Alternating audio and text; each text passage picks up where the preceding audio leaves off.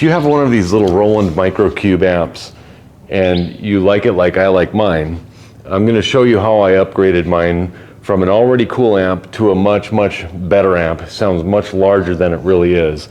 I did not capture the whole process on video because I did this like 2 years ago, but I'll show you what I did and how I got the Jensen 615, Mod 615 speaker in here.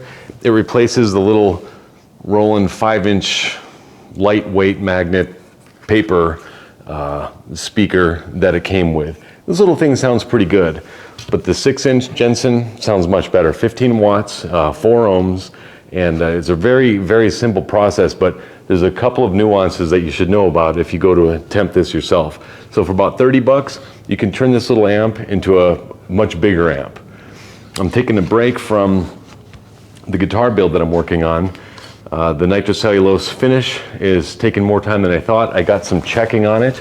So while this thing is awaiting its final video or two, we're going to go ahead and do some side projects to keep the channel active. All right, I'm going to do my best to stay in frame here. We've got 2 screws on the top, we've got 4 on the grill, and on the back there are 7, and that's it. So let's go ahead and remove those first.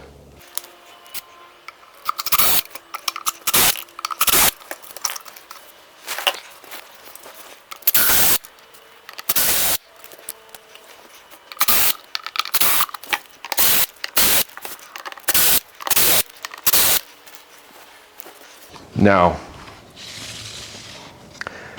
there's adhesive along the underside here and along the back.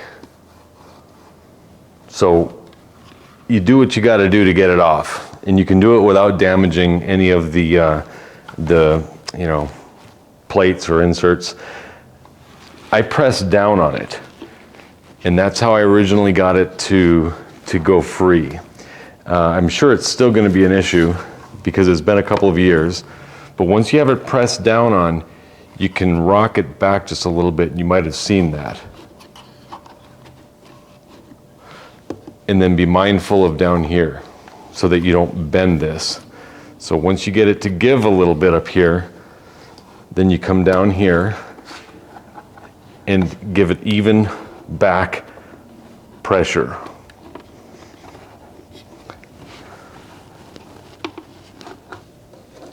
It's actually getting caught up on here.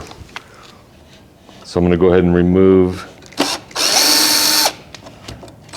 this screw and whoops, and this one.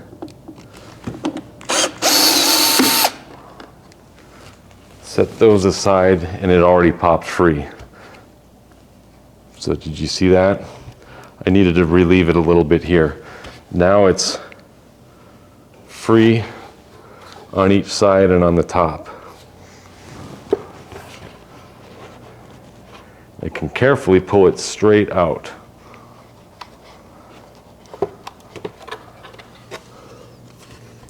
You don't want to go too far too soon because, sorry, the wires are attached to the electronics on the back. Be careful that you don't pull those out. The old speaker is obviously going to be sitting in there just like this one, and you'll just grab a hold of the leads, gently wiggle them back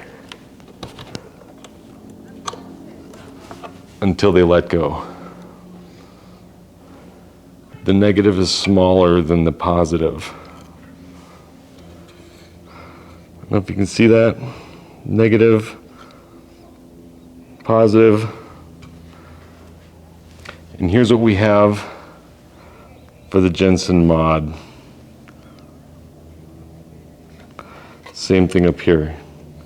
Negative is a little narrower, positive is a little wider. You can't mess it up. Now, this needs to be cut out, and unfortunately, this part does not come out. It's glued into the frame.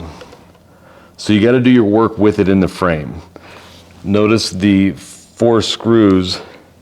I preserved the inserts that came out of it originally, and then I just drilled holes and put them back in there so that the bezel goes on here, and then the screws come in from the back. So I was able to pop those out with a screwdriver and a hammer and preserve them.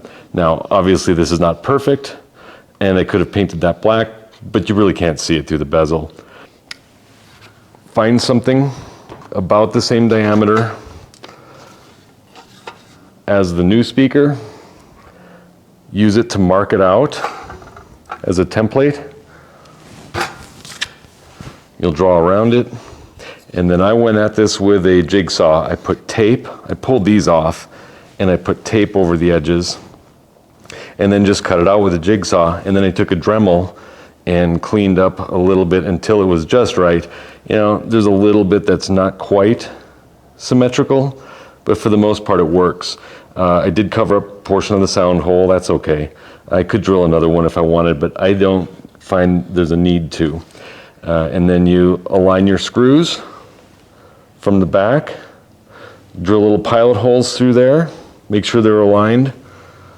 You can put your inserts in, or you can just screw it directly into the wood, but it's just MDF or particle board, same material as this. You know, I'm not a fan, so I went ahead and wood glued these inserts back in, mounted the speaker in there, and then just reverse the process.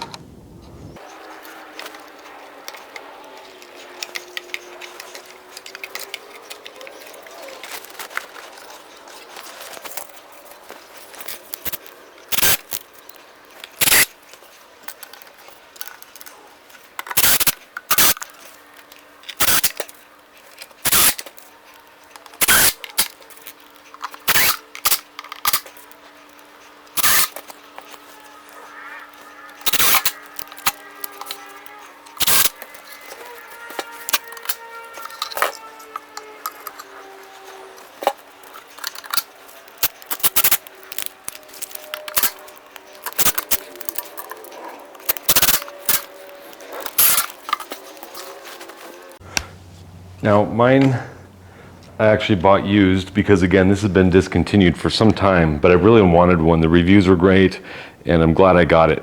But it did not include a strap. They include 2 strap buttons, literally guitar strap buttons on the side. So I make rifle slings and various things with nylon poly webbing and leather. So I just took some rifle sling material, contact cement, piece of soft leather around there, smashed it together in a vise. I followed up with a saddle stitch around here, punched a hole, cut the relief slot, just like I do on guitar straps. It's a saddle stitch. Maybe I'll do it in another video if I start covering more of my leather work. But it's very simple, nothing fancy. This is capable of holding, 600 pounds or something crazy, so obviously the amp doesn't weigh that much. The speaker is like 1.5 pounds though, with a nice heavy magnet in it. This one here, maybe, I don't know, I'm guessing maybe 10, 12 ounces. A little more than half the weight of the Jensen. So nice tight snug fit on there.